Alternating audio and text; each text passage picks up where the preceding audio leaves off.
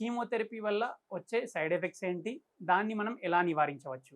Cancer వచ్చిన వాళ్ళకి చాలా మందికి మనం ట్రీట్మెంట్ అనేది సర్జరీ, కీమోథెరపీ, రేడియేషన్ అనే పద్ధతుల ద్వారా చేస్తుంటాము. సో, ఈ కీమోథెరపీ, రేడియేషన్ తీసుకున్న వాళ్ళలో చాలా వరకు సైడ్ ఎఫెక్ట్స్ అనేవి ఫేస్ చేస్తూ ఉంటారు. ఈ సైడ్ ఎఫెక్ట్స్ అంటే ఎలా ఉంటాయంటే, మొట్టమొదటగా హెయిర్ ఫాల్ అవ్వడము, ఇంకోటి ఫెటీగ్ అంటే బాగా అలసిపోయినట్టు అనిపివ్వడము, ఆహారం తీసుకోవాలనిపించకపోవడము, అలసట రావడము, నోరు పెచ్చిపోవడము, దాంతో పాటుగా మనకి కాన్‌స్టిపేషన్ అంటే మోషన్ ఫ్రీగా ఉండకపోవడం కొందరిలో, కొందరికి డయేరియా అంటే చాలా ఫ్రీక్వెంట్‌గా మోషన్స్ అవ్వడము, దాంతో పాటుగా బ్లడ్ సెల్ కౌంట్ తగ్గిపోవడం. అంటే బ్లడ్ సెల్స్ మనం కీమోథెరపీ ఇచ్చిన వెంటనే మన రక్త కణాల సంఖ్య తగ్గిపోవడము, తర్వాత ఇన్ఫెక్షన్స్ ఫ్రీక్వెంట్‌గా ఇన్ఫెక్షన్స్ రావడము, జ్వరం రావడము, ఇలాంటివనేవి సర్వసాధారణంగా క్యాన్సర్‌లో ఈ సైడ్ ఎఫెక్ట్స్ చూస్తూ ఉంటాము. సో, ఈ సైడ్ ఎఫెక్ట్స్‌ని మనం ఎలా నివారించవచ్చు?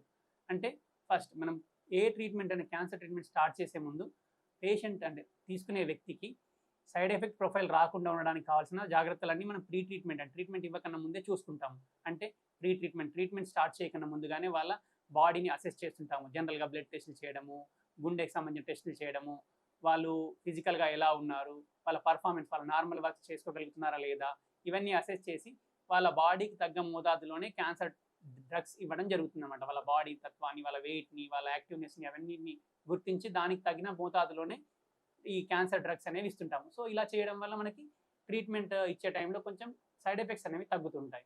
అలాగే ఈ సైడ్ ఎఫెక్ట్స్ డెవలప్ అయిన తర్వాత ఎలా ట్రీట్మెంట్ ఇస్తుంటామంటే వామిటింగ్స్ కానీ, వాంతులు వచ్చినట్టుగా అనిపిస్తే అవి రాకుండా మెడిసిన్స్ ఇవ్వడము. హెయిర్ ఫాల్ అయితుంటే హెయిర్ ఫాల్ అవ్వకుండా కూలెంట్ అంటారు. అంటే మనకి ఒక హెల్మెట్ లాగా ఉంటుంది. దాంట్లో కూల్ వాటర్ లాంటిది అలాంటి సప్లై చేసి హెయిర్ యొక్క టెంపరేచర్‌ని తగ్గిస్తాము.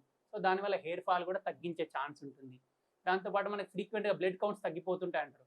సో, ఈ బ్లడ్ కౌంట్స్ తగ్గిపోతున్నప్పుడు మనం కొన్ని ఇంజెక్షన్స్ ఇస్తాము. బ్లడ్ కౌంట్స్‌ని ఇంప్రూవ్ చేయడం కోసము. ఇన్ఫెక్షన్స్ రాకుండా మనం యాంటీబయాటిక్స్ ఇవ్వడము, కొంచెం స్టెరైల్‌గా వాళ్ళు కొంచెం జాగ్రత్తగా ఉండడము. దాంతో పాటు జనరల్‌గా ఈ వీక్‌నెస్ ఇవి రాకుండా హెల్తీ ఫుడ్స్ తీసుకోవడము, హైడ్రేటెడ్ అంటే బాగా వాటర్ తీసుకోవడము, ఇలాంటి జాగ్రత్తలు చెప్తూ ఉంటాము. దాంతో పాటుగా ఈ క్యాన్సర్ వచ్చిన పేషెంట్‌లకి ఓన్లీ డాక్టర్ పేషెంట్ ఇంటరాక్షనే కాకుండా సైకలాజికల్‌గా వాళ్ళు స్ట్రాంగ్‌గా ఉండాలని, వెల్ బీయింగ్ ఉండాలని పేషెంట్స్‌తో పాటు వాళ్ళ అటెండర్స్, ఫ్యామిలీ మెంబర్స్, ఫ్రెండ్స్ అందరూ వాళ్ళకి మోరల్‌గా సపోర్ట్ ఇవ్వడము, ప్లస్ కాన్ఫిడెన్స్‌ని నింపడము, ఇవన్నీ చేస్తుంటే ఈ సైడ్ ఎఫెక్ట్స్ అనేవి చాలా తక్కువగా ఉండి వాళ్ళు కూడా ఆహ్లాదంగా ఉండి తర్వాత ఫర్దర్ ట్రీట్మెంట్స్ కూడా కంటిన్యూ చేయడానికి అవకాశం ఉంటుంది.